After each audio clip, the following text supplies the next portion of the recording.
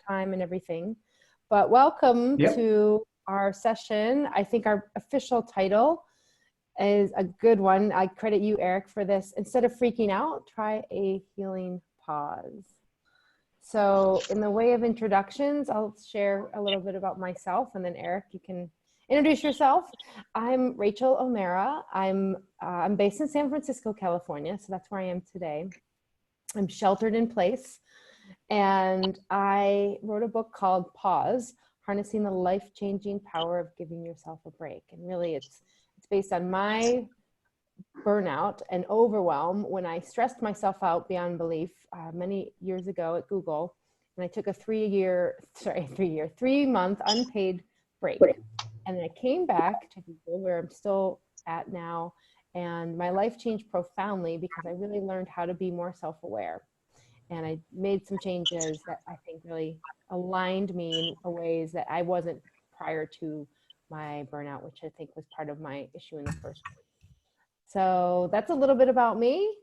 Eric, tell us about yourself. Oh, hi. Thanks, Rachel. I can't see if I'm on the screen or not. Oh, there I do see, but I only see me. Okay, so I'm Erric Solomon. And I had a big career. Actually, my story isn't that different from Rachel's in one way. I had a long career in Silicon Valley. I started actually when I was a teenager as a terminal rat at MIT's AI. Met all these great artificial intelligence researchers, which led me to two things. One, interest in a career in computing, and also what is mind? What is consciousness? But then that led to studying Buddhism, Buddhist philosophy, which has a very complete philosophical view of what mind is, what consciousness might be. And then after years of working in Silicon Valley, I also wanted to pause, or at least I felt like, wow, I've done this for 20 years. It'd be good to do something else. And I'd had the great good fortune to study with some of the greatest Tibetan masters who came out of Tibet during the time of the Cultural Revolution. So to honor that, I spent 3 years in a traditional retreat. And then I came out and worked on developing online learning systems and curricula for studying, practicing Buddhism for a Buddhist temple, an international organism based in France, but all over the world. And then having done that for some years, I decided to spend time on my own and collaborated with an old friend of mine, Pacho Rinpoche, on a book called Radically Happy, a user guide to the mind up to the present moment. Yeah, and that's how you and I met. So one thing I didn't mention is I have a podcast, and I call it the Pausecast. Yes. Essentially everything I do is called something to do with pausing. And I call it pause any intentional shift in behavior. So you and I, Eric, we were introduced by a mutual friend, and you've got an upcoming episode that we'll have on the Pausecast. And what I loved about what we did was really just collaborate on our own experience, because we're both kind of those, I love what you said, the lab rat, or would you say terminal rat? Yeah, I'm not a terminal rat, but I'm definitely someone who's been clicking on the keyboard most of my life in tech. And, it's possible to shift no matter where you are. And my thought was, do you want to lead us in a pause again to help us not freak out?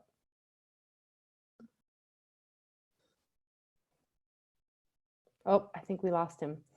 All right, well, he'll be back. I think he's coming back right now. Yeah, sorry. No problem. Were you pausing? Did you just leave to pause? Yeah. I'm thinking I'm going to go, and I'm not sure if my internet is if you turn off your video, it might be a little better. I don't know if you want to try that, but I think I'm okay. I think if you're good, we're good. I'm going to turn off my phone from being, which might be something else that's in my net. Excuse me for one sec. Okay. While I'm Eric's going to getting turn one of the situated, thing off. I'm going to be pausing as I take in my surroundings. If you want to join me, I'm crossing your arms, I'm crossing your legs, just noticing what's around you. Taking a couple deep breaths together. All right. The altar in front of Erric. I'm back. Okay, we're just taking a couple deep breaths. I apologize to everyone. I think I mentioned the interest using it at the same time, and I live in a remote place, so we have a few challenges, technical challenges. Yeah. I want to say, because I think all the people tuning in locally are people I know, that Rachel's podcast is and has a lot of interesting people in the field is diverse. It's, of course, practitioners like myself, but scientists and business people and all kinds of people who are finding ways to bring a contemplative perspective into every aspect of modern life. So you should check it out. Yes, okay. and on that note, we can get into this later, but I just put out an episode this week on COVID, on how to live in times of uncertainty, kind of what we're talking about today. So that's on the Pausecast. If you go to any of your favorite podcast channels, type in the Pausecast, you can check it out, and you'll see Erric there soon. Yeah, great. Yeah. So Erric, what do you think we should do today? Like, what would you like to cover? My thought was we can lead it and kick it off with a short pause, kind of our traditional way to start, or we could end that way. But I thought, just talking about the current times and doing a little pausing and how we can really set ourselves up for being okay in the non-freak out zone sounds good. Yeah. I think it's really understandable. A lot of us, I mean, myself included, have experienced a kind of existential anxiety. And in many cases, it's not existential. We know people who are quite ill. Perhaps it's a family member or a dear friend. And we've seen in our communities all kinds of things going on that we couldn't have imagined a short time ago. And it's hard to know, what's going to happen next. And so it's understandable that even though today you go, I'm safe, I'm well, my family's well, that there's a little bit of anxiety. I know one person who's a friend of mine was saying how she and her husband lost their house in the last financial crisis, and she's just sometimes almost paralyzed with fear that it's going to happen again. So I think the thing is for us to first take care of our mind, to find a way to negotiate the fact that we are a little bit in uncharted territory and how that makes us feel.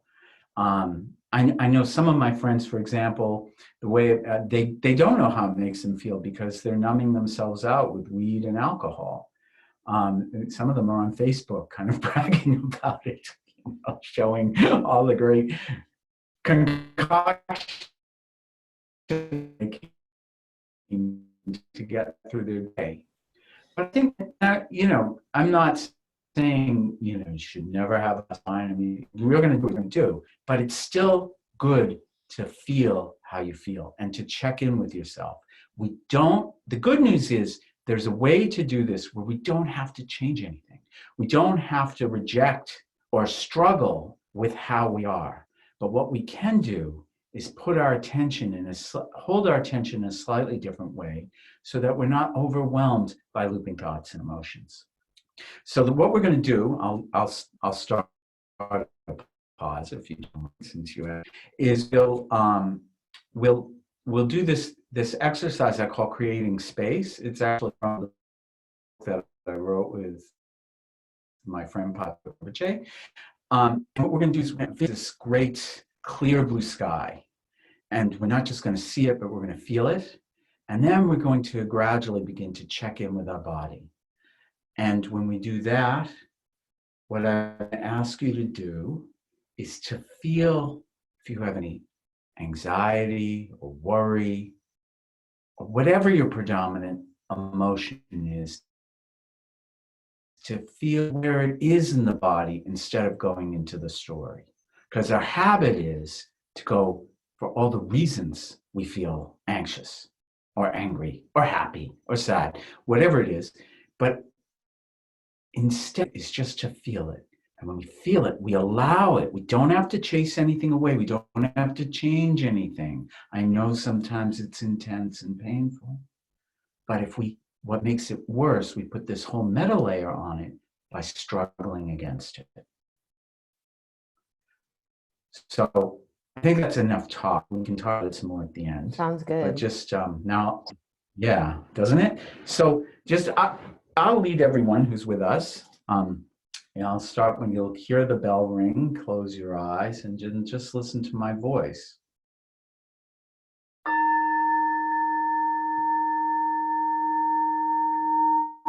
Now, just consider that the room around you begins to dissolve.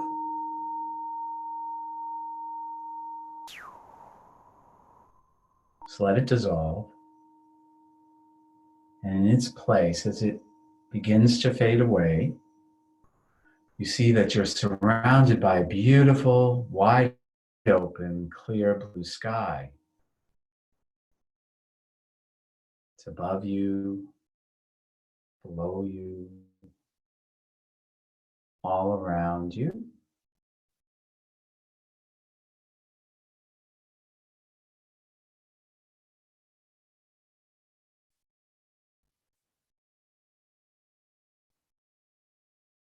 Just make this image of a clear blue sky and real as you possibly can. There's no trees, no buildings, no ground. Just in a beautiful blue sky.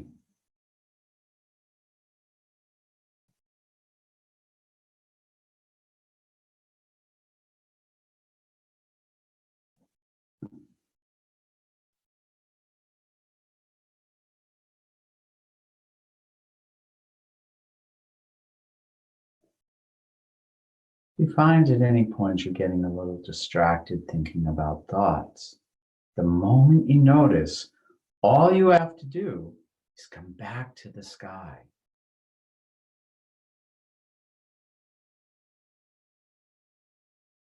In this sky, we shouldn't just see it, we should feel the spaciousness of the sky. It's wide open quality, infinite, clear, immaculate, blue.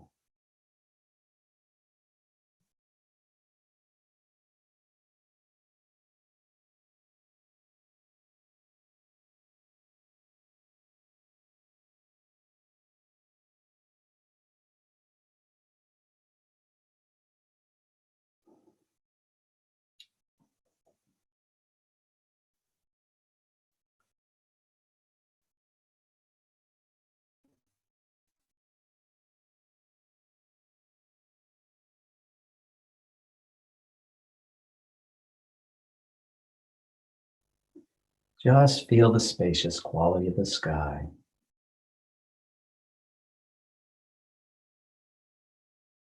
If you have any tension in your body, you can consider that it begins to relax and dissolve into this spacious feeling. Just let it go into spaciousness.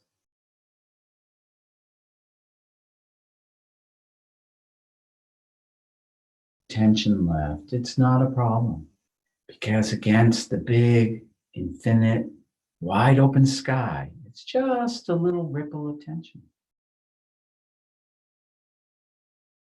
Feel the spaciousness.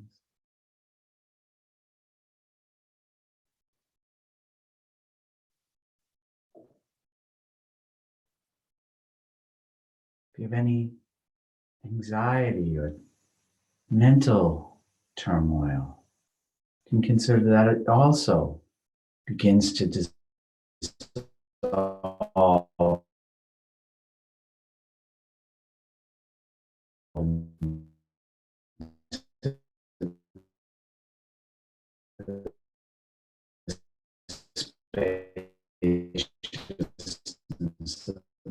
sky.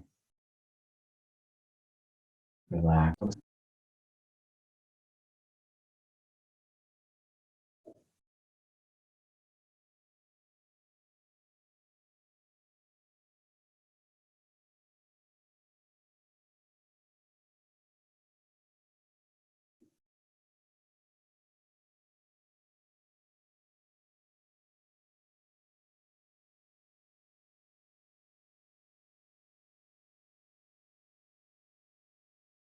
Now we can check in with ourselves and scan our body, starting at our head. Just make introduction. Notice each part of your body, starting with the tip of your head. And move down and feel your forehead, your eyes, nose, back of your head. Gradually work your way down. And if you feel there's any fear or anxiety in your body, don't pay attention to the story. Pay attention to the sensation in your body. We're in wide open spaciousness and maybe experiencing a place we have a little bit of fear, or maybe we're angry,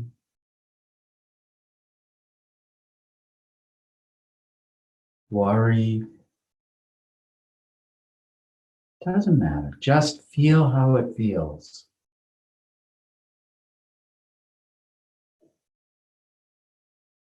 Means feel the sensation in your body.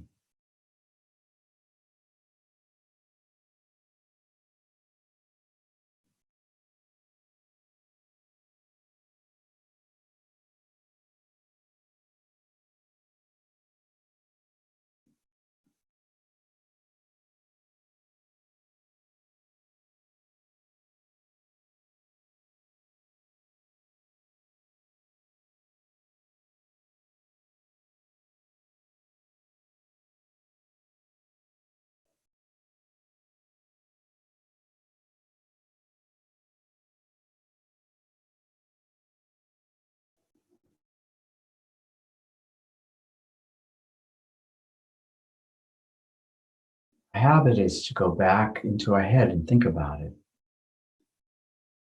If you're finding it's really difficult, just feel the spaciousness of the sky. And then come and feel your body and feel where you might be tense. Feel the sensation.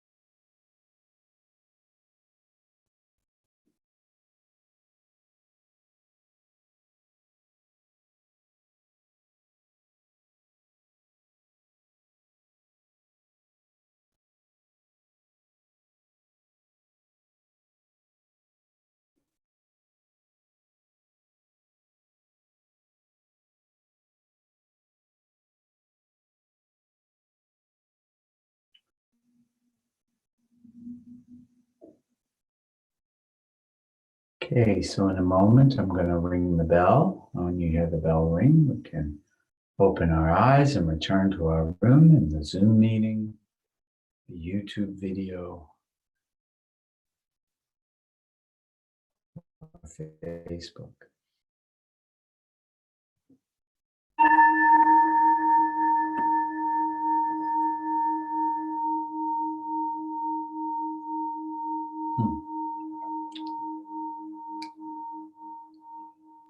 Thank you. Wow. Can we talk a little bit about that? Yeah. So, yeah, let's digest that because it was very visceral experience. I don't know if anyone else felt like this in our group, but a couple things stood out to me. And one was when I thought about the blue sky, it really did relax me. Mm. And I'm wondering if that's the same thing as noticing my breath. Like, is it the same if I were to just notice my breath? Or, you know, that was just a question I had. But I really felt the sensations. And for me, I felt like my own personal experience was I just felt the sadness. I felt my sadness. I felt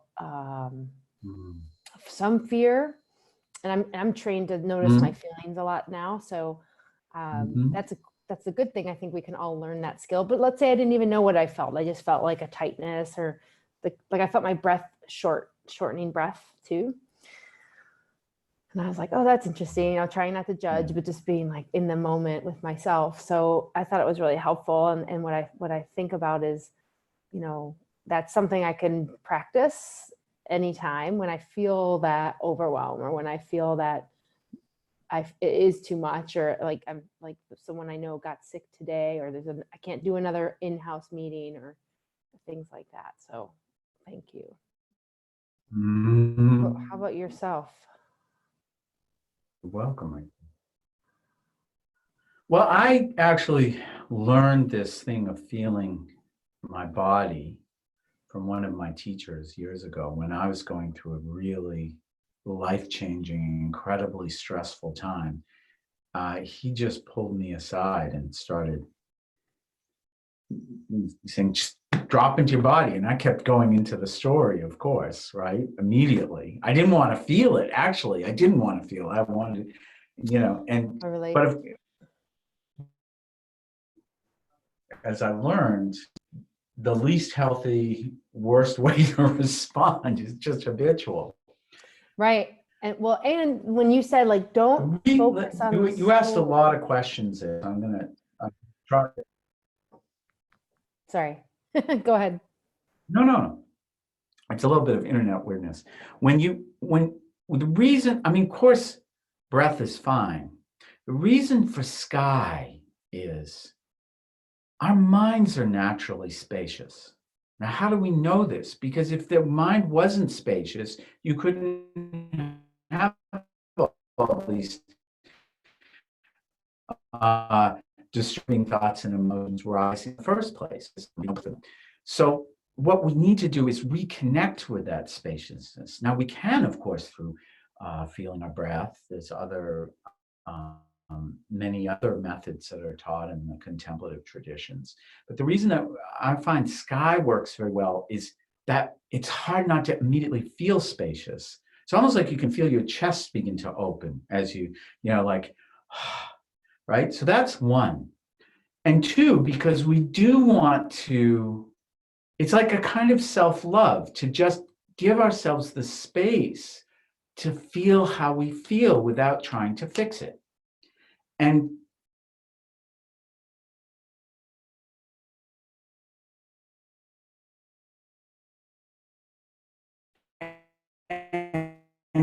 to do that, we need to be sometimes a bit brave, a bit, you know, go and so when you feel it, you're not in the story. Actually, the feeling is just energy. And dramatically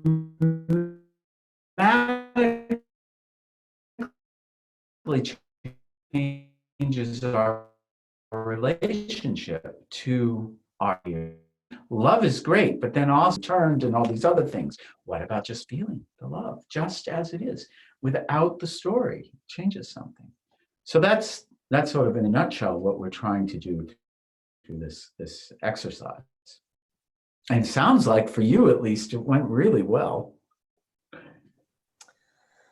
It did, yeah. And I was thinking too, the color blue is very soothing and calming, as we know through studies and research. So you've got the sky with the vastness, you got the blue, and so you're almost really priming yourself for that spaciousness and relaxation. So that really resonates with me. And I like that, as opposed, like, I think the breath is very helpful.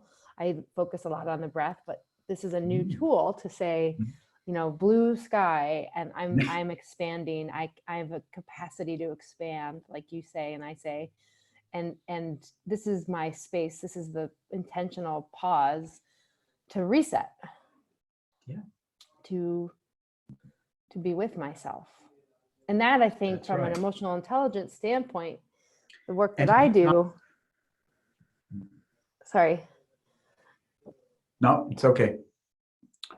is, yeah, we're working with a delay here. My thought was, when we aren't in the story, when we're choosing to feel, we are in our bodies all the time when we are in that feeling mode. So you're actually shifting your focus of attention on your body, which means you cannot be in your head. You have to be in your body. It's like a switch. Mind body is like, I'm either going to be feeling and noticing how I feel, or I'm going to be thinking. And they actually are physiologically different in that we cannot do both at the same time. That's a very good point. Absolutely correct. And not that being in our head is wrong, but it's the habit of being in our head and the strategy that the counterproductive strategy we have sometimes away from the icky stuff by going up here, right? And as I teach this to people one-on-one, it's actually, you see it all the time. You say, come into your body, and they go for 2 seconds, and you can even just watch the eyes. The eyes go down, the eyes go up. And there's something about the fast pace of modern society, the fact that we're generally very, very highly educated, the way most of us make a living, even what people sometimes call dumb jobs, require a much higher degree of cognitive skill than they would have a century ago. So all these things are pushing us all the time to be up here. So we don't have any problem being up here. Now we need to, come back down and feel how we feel. And also, I'm seeing a lot of people online saying, "Oh, now we have to quiet our mind. Now we have to, the present moment. Just come into the present moment because right now it's okay. There's in the present, and it's okay." And I'm like, "Well, not if grandma's in the hospital. It may not be okay." And there's always telling people how they have to feel, I know the motivation is good and there's still some wisdom in it, but instead this is like, it's okay to feel how you feel. That's part of the richness of human problem. What we do with anger is a problem. If we just feel the anger, we'll find that within the anger is clarity. We may discover a completely different way to work with anger and find the wisdom in anger, not just the destructive part of anger, by allowing ourselves to feel how we feel. Yeah, agree. And what I think about is what you just said, where the feelings aren't the issue. It's like our resistance to the feelings is what causes us to struggle, whether it's anger or fear or hurt or sadness or even joy. Those are the primary emotions that I work with. There's many more, but really that expressing and completing the emotion and then taking an action or something like that, which is potentially this practice, can really be powerful. That I think that's such a great thing to remember right now. And completing an emotion means you're with yourself. Like, it just means I'm expressing that or I'm acknowledging that, like you said, and it's a very key component, I think. But we've been trained that way. Like, we don't know that, and unless you've been at a school, like or a monastery or something where you've been with others who've learned that as well. And I think right now is so important to just acknowledge, like, number one, just like ask on first. I know I've said that and heard that a million times, but right now, just really being with yourself, and no matter what happens, is, I think, the number one tool for pausing and not freaking out. That's my sense.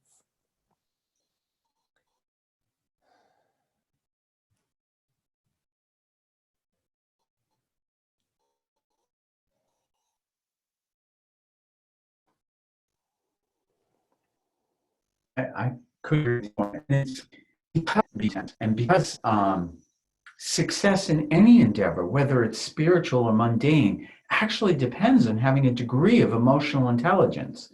And a big part of your emotional intelligence toolkit has to be being aware of how you feel, and being able to manage it without suppressing, without denying, without getting into an argument, without feeling bad because you're feeling pissed off, whatever, all the different ways we kind of put our own self down. And here, this is why I say it's a kind of self-love.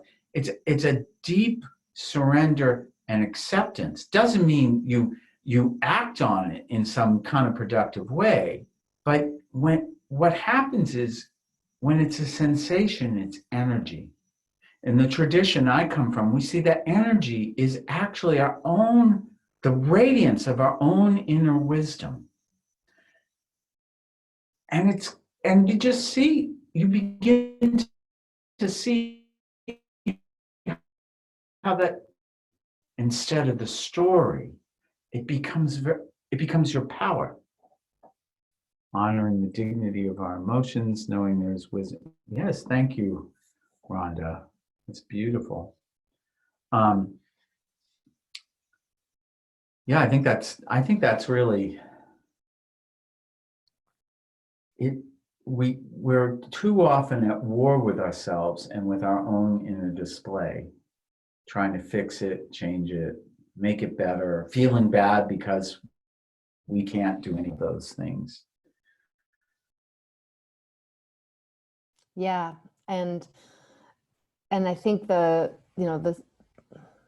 hate saying this part of like the silver lining of COVID, but it really is an upward, like no matter how bad or dire things are looking wherever you are standing, being with yourself in this way, like we're saying, like you're sharing, like we're doing, is probably like the number one thing you could be doing, just to be boosting your own immunity and feeling relaxed, because that is, I think, related to your health, our mental health, and that just cascades down to our physical health, our parasympathetic nervous system, and all of that. And emotional health is very linked to like really being okay in knowing that whatever's going on is like you were saying, okay too.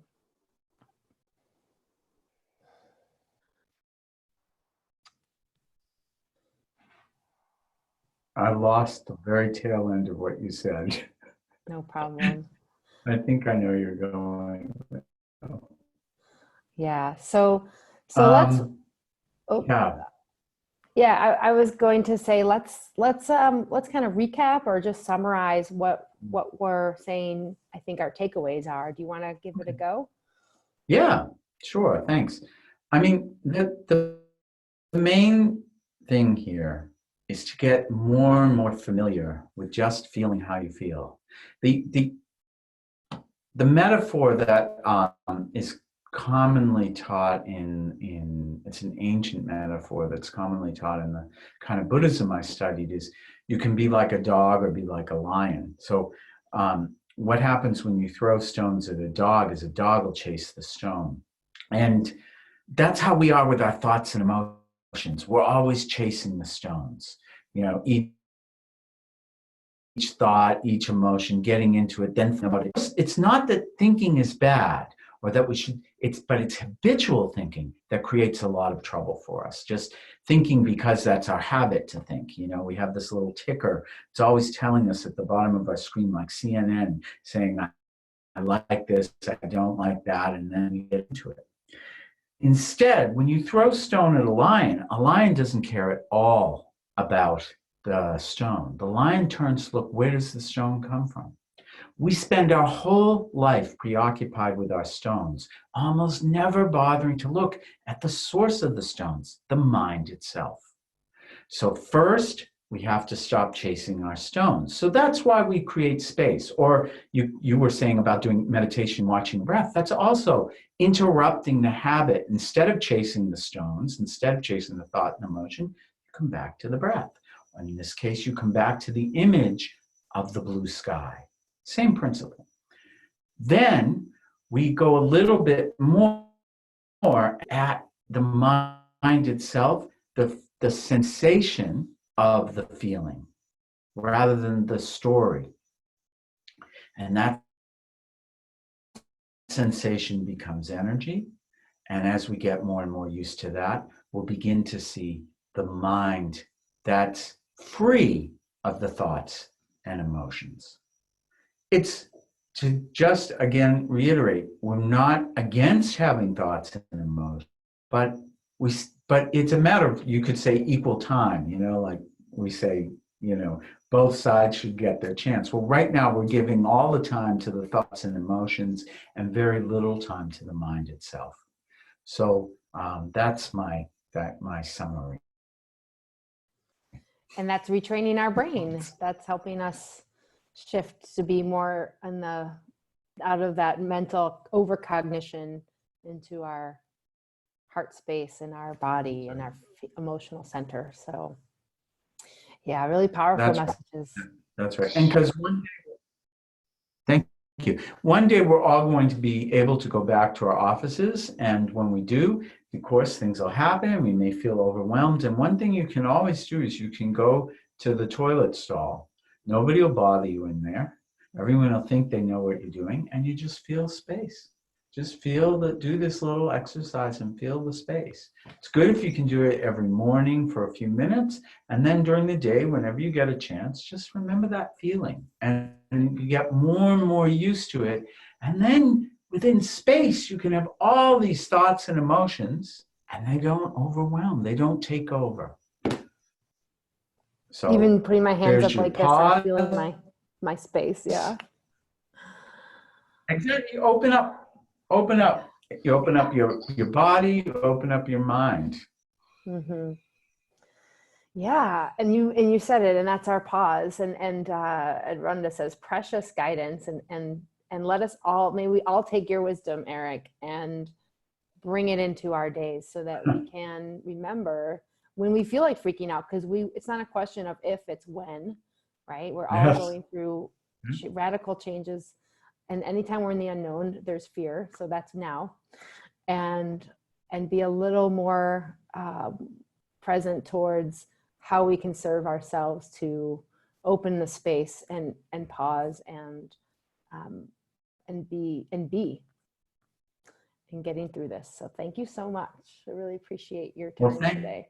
You. Glad we made it work. Yeah, I'm sorry about all the little technical glitches, but we made it through. And I'm really grateful for the work you're doing, Rachel, and I hope you continue to do it and it blossoms even more. The world needs it. So thank you very much. Thank you. Thank you, Erric. All right. And thank you guys for being here on the Zoom and on Facebook and YouTube. Take care. Yeah, thanks everybody. Thanks for joining today. We'll have we'll send the link out where, I mean, you see it now, but Erric, you and I can follow up, and we can now do it. We can stream it on Facebook once it's recorded. Bye everybody. Thanks. Okay. Bye.